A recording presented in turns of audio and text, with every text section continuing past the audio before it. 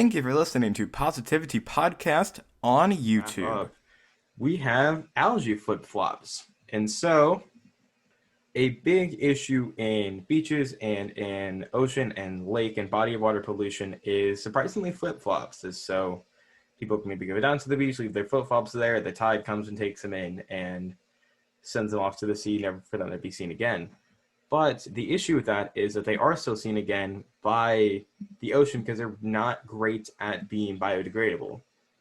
And so the U.S. San Diego partnered, UC San Diego, my bad. So UC San Diego partnered with a startup company called Alge Materials to create commercial grade polyurethane foam from algae oil to create a sturdy flip-flop that will biodegrade in 16 weeks. And so they have created these flip-flops with a biomass of 52%, making them entirely biodegradable, and they're still continuing to push to hopefully get a 100% biomass shoe, but they are, I believe, selling these biodegradable flip-flops. If they're not, I assume they will at some point. I want to buy a pair, but they have a 16-week decomposition frame, and so that kind of, I believe, would be a much quicker turnaround than a lot of, especially like plastic sandals and such. Mm-hmm.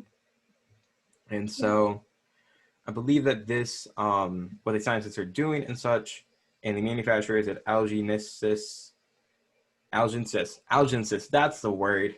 So the hard work of scientists and the people at Algensis basically led to the creation of the Center for Renewable Energy Materials at UC San Diego, which is focusing on developing sustainable solutions to consumer plastic pollution using algae, which is incredibly cool. And kind of another reoccurring theme in the stories that we find on these shows are people coming up with really cool and out-of-the-box solutions, some of which just seem kind of obvious after thinking about it. Then again, I never look at algae and I'm like, man, I want to wear that as a shoe.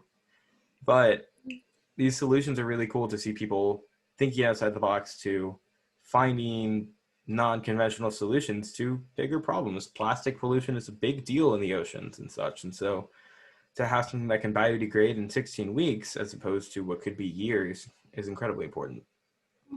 I mean, I'm just looking at a picture of the shoes and they look completely normal, which I think is always like a slight concern when you're trying to make a biodegradable or like, more not climate. I'm at a loss for words tonight. Just right.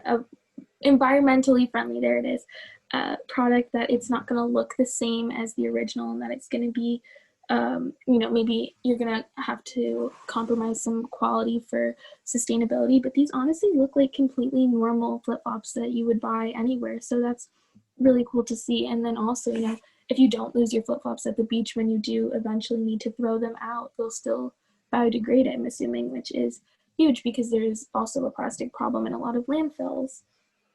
Absolutely. Yeah, they have like a cool like gold like UC San Diego on the side. These look like stylish flip-flops. Yeah. I am trying to see if I can buy them somewhere. Yeah. And I'm just looking at the article here, and I think that the material that they make to make the flip-flops can also be used, they're saying, for foam cushions in chair seats, car seats, padding and luggage straps, yoga mats, foam insulation, even car tires. So it's really cool to see like this small idea, which is tackling a smaller problem of flip-flop pollution, can actually be applied to so many other products, hopefully in the near future. Absolutely. I don't believe they are currently for sale, but keep your eyes out for these flip-flops. They look incredibly cool. So yeah. A recording from Positivity Podcast on YouTube. If you want to listen to our full episodes and hear everything else we have to say, you can find us at most places you get your podcasts.